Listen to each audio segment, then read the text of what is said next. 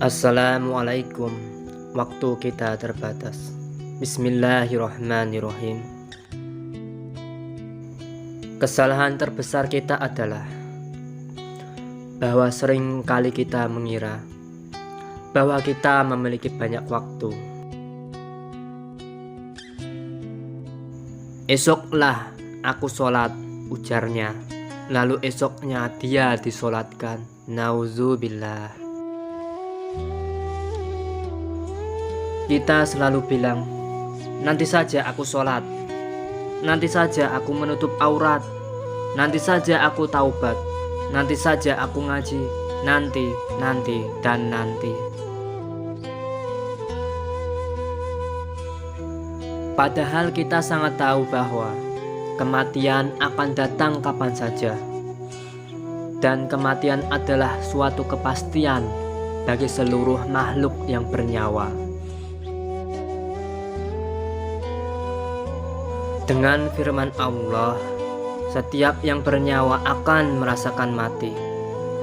Kemudian hanya kepada kami kamu dikembalikan. Al-Ankabut ayat 57. Sungguh, dari kematian kita belajar bahwa hidup di dunia hanya sementara.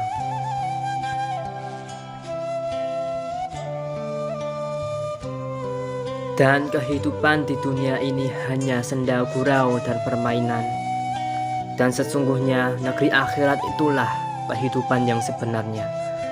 Sekiranya mereka mengetahui. Al-Quran Surat Al-Ankabut ayat 64. Maka beramallah, karena sungguh hakikat pembalasan itu di akhirat. Barang siapa mengerjakan kebaikan seberat zarah pun, niscaya dia akan melihat balasannya. Dan barang siapa mengerjakan kejahatan seberat zarah pun, niscaya dia akan melihat balasannya pula. Al-Quran Surat Az-Zalzalah ayat 7-8.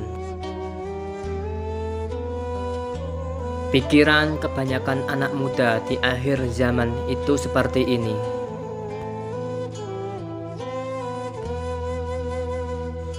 Hidup tanpa tujuan dan cita-cita. Hidup hanya ingin bergaul. Hidup hanya ingin mencari pacar.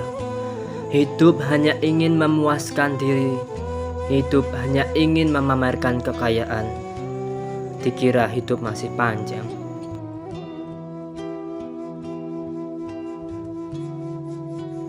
Dari Abu Barzah Al-Aslami, Nabi SAW bersabda,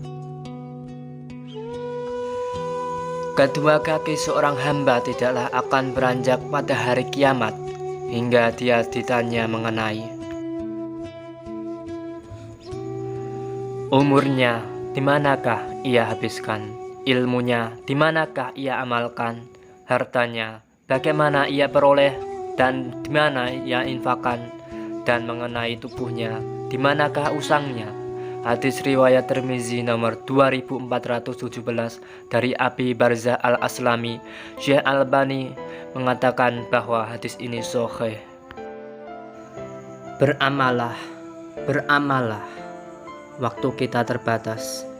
Lelah di dunia, asal di akhirat bahagia. Manusia penuh dengan kepayahan. Allah sendiri sudah menjelaskan mengenai hal ini. Sesungguhnya kami telah menciptakan manusia dalam susah payah.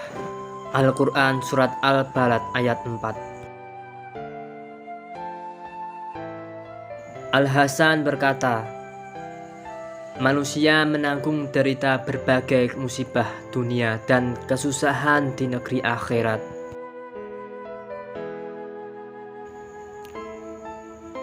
Memang demikian keadaannya. Ia senantiasa dalam keadaan kepayahan. Selalu saja ia menanggung beban dan derita. Semenjak ia masih berbentuk janin di dalam kandungan ibunya, hingga ia menjumpai kematian. Dan tidak berhenti sampai di situ saja.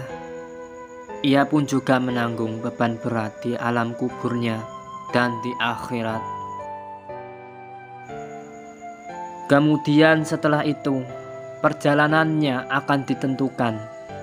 Apakah ia akan ke negeri kenikmatan yang sama sekali tak ada kepayahan di dalamnya,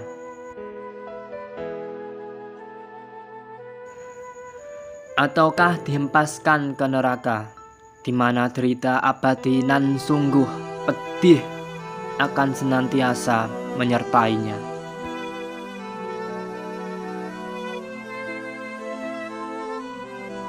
Ayat di atas sekaligus memberikan pelajaran berharga bagi setiap manusia yang mau berpikir.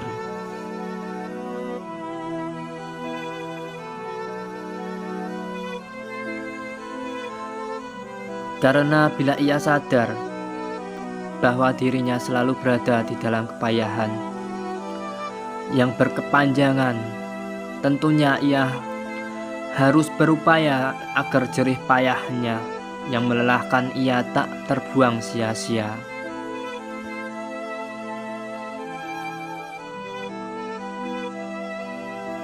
Lelah dan payahnya harus berlabuh di dermaga kebahagiaan abadi yang sama sekali tidak ada kepenatan dan kesusahan di sana.